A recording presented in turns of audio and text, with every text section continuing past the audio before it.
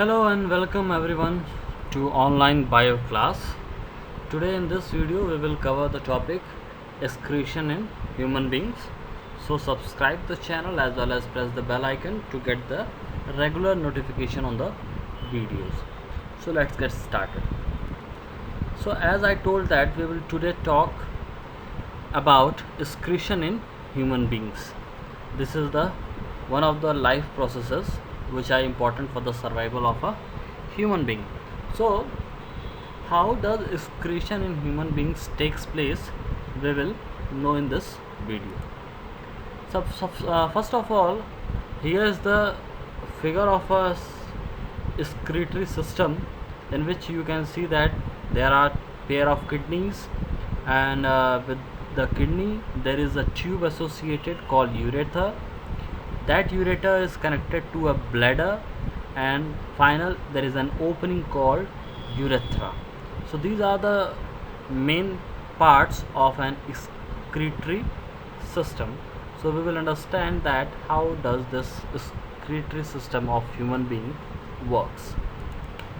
So the excretory system in human beings, as I told you, that it includes a pair of kidneys, and there are two ureter and a urinary bladder and a urethra.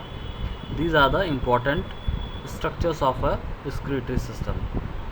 Where these kidneys are located?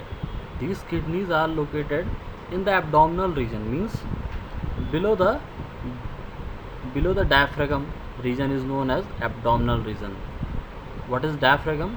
I have told you that diaphragm is the structure on which the lungs are put on. Lungs reside on the diaphragm. So that diaphragm divides the body in the two parts, the upper part and the abdominal part. So the region below the diaphragm is known as the abdominal region.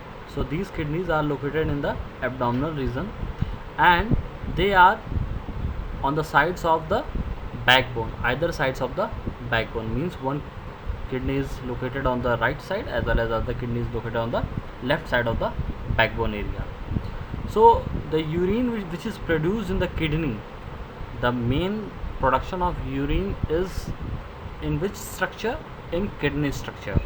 Kidneys produce the urine, and that urine which is produced in the kidney is taken away by the tube called ureter. This urine is taken away by the tube called ureter, and that ureter connects to the urinary bladder where the urine is stored, and it is stored until it is released through the urethra. ये तब तक वहाँ पे store रहती हैं जब तक ये यूरेथ्रा से बाहर नहीं निकल जाती हैं. So this is the introductory part of the excretory system. Now the question arises that how urine is produced. Urine बनती कहाँ से है, आखिर ये यूरिन आती कहाँ से है. So as we know that purpose of making this urine, ये जो यूरिन बनती है इसका बनाने का मकसद क्या है? इसका बनाने का जो मकसद है वो ये है कि ब्लड में से what are the waste that are present in the blood, to purify out that blood, to remove those waste from the blood, urine is produced. उन वेस्ट को निकालने के लिए ब्लड में से, सो दैट ब्लड प्योरीफाइड रहे, उन waste को निकालने के लिए ब्लड में से यूरिन का प्रोडक्शन होता है. जैसे कि हम अभी इससे पहले वीडियोस में पढ़ चुके हैं कि ब्लड में से कार्बन डाइऑक्साइड को हटाने के लिए लंग्स के थ्रू प्योरीफिकेशन होता है. उसी तरीके से जो ब्लड में वेरियस नाइट्रोजनस वेस्ट होते हैं जैसे कि यूरिया या फिर यूरिक एसिड, इन सबको रिमूव करने के लिए ब्लड में से इनकी क्वांटिटी ब्लड में ज़्यादा ना होने पाए, किसकी? नाइट्रोजनस वेस्ट की, जैसे कि यूरिया, यूरिक एसिड, इनका अमाउंट ब्लड में ज़्यादा ना होने पाए. Therefore these nitrogenous waste are removed from the blood by the structure known as kidney, and by the removal of these waste, final product which is formed to be taken out from the body is what? Urine. तो इसमें कोई बहुत surprise होने की बात नहीं है कि जो जिस तरीके से एक बेसिक फिल्ट्रेशन यूनिट है किडनी का लंग्स की तरह, आपने अगर पढ़ा होगा तो आपको मालूम होगा कि लंग्स के किनारे किनारे फाइन कैपिलरीज होती हैं जिससे कि जो गैसेस एक्सचेंज होती हैं वो आसानी से हो पाती हैं, क्योंकि कैपिलरीज जो हैं वो बहुत ही फाइन होती हैं, बहुत ही थिन होती हैं, और इनके अंदर से चीज़ों का ट्रांसपोर्टेशन बड़े आराम से हो जाता है। तो लाइकवाइज जिस तरीके से लंग्स के चारों तरफ कैपिलरी का नेटवर्क होता है, उसी तरीके से किडनी के भी इर्द गिर्द चारों तरफ जो है ब्लड कैपिलरीज का नेटवर्क होता है। तो अब देखिए क्या होता है कि किडनी के अंदर जो बेसिक फिल्ट्रेशन यूनिट होती है, जो सबसे छोटी इकाई होती है फिल्ट्रेशन की, उसको हम बोलते हैं नेफ्रॉन। तो नेफ्रॉन जो है वो एक तरीके से किडनी की यूनिट कही जाती है, ठीक है ना। तो ये जो किडनी के अंदर, ओवरऑल किडनी तो यूरिन को फॉर्म कर रही है, ब्लड को फिल्टर आउट कर रही है, लेकिन किडनी के अंदर कौन सा स्ट्रक्चर होता है जो कि मेन फिल्ट्रेशन में इन्वॉल्व होता है, उस स्ट्रक्चर का नाम है नेफ्रॉन, जो कि आप फिगर में इस वक्त देख रहे हैं। ये नेफ्रॉन जो है ये एक नेफ्रॉन का स्ट्रक्चर है। तो किडनी के अंदर इस तरीके के नेफ्रॉन्स बहुत सारे पाए जाते हैं, और ये सारे नेफ्रॉन्स क्या करते हैं, ब्लड को फिल्टर आउट करने का काम करते हैं, और फाइनली जो है सारे नेफ्रॉन जब ब्लड को फिल्टर आउट करते हैं तो वो यूरेथ्रा के थ्रू ब्लैडर में जाके यूरिन डिपॉजिट हो जाती है। तो इस नेफ्रॉन में हम अगर एक बात करें तो आपको एक स्ट्रक्चर दिख रहा है यहाँ पे, women's capsule.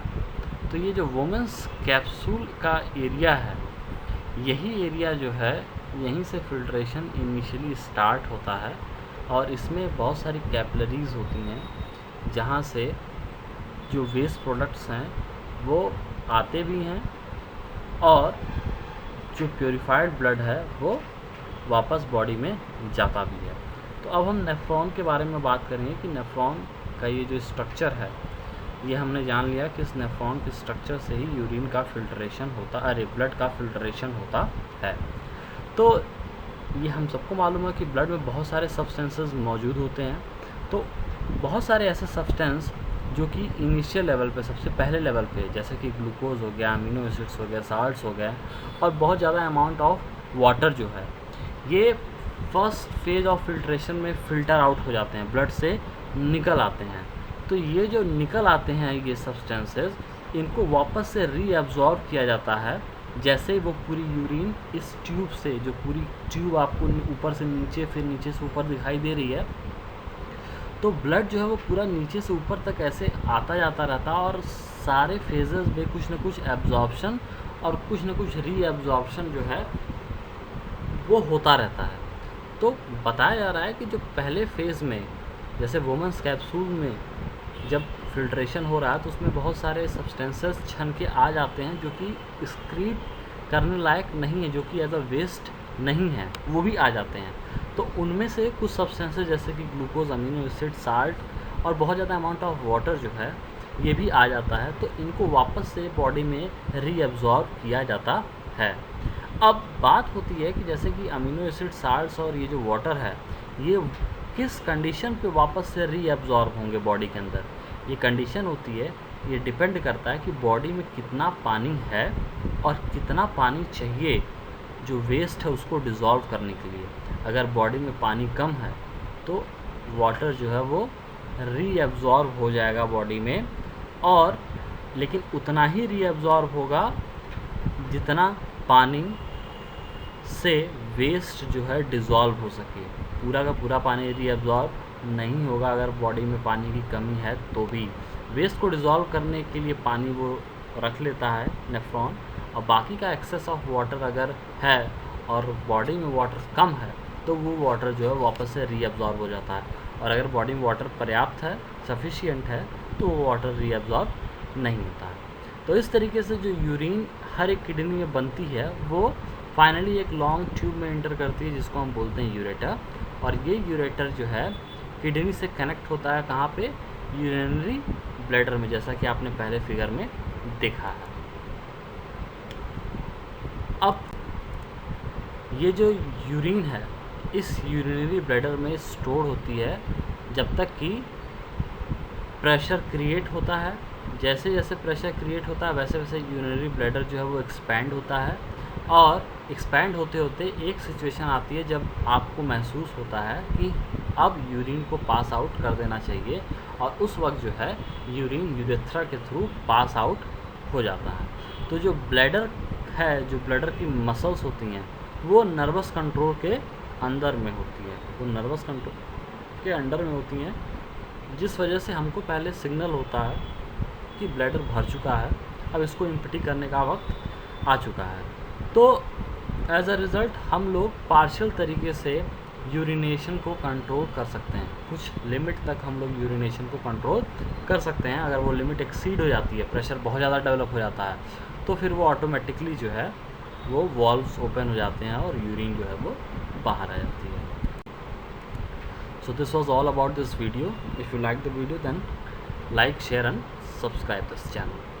Okay, thank you.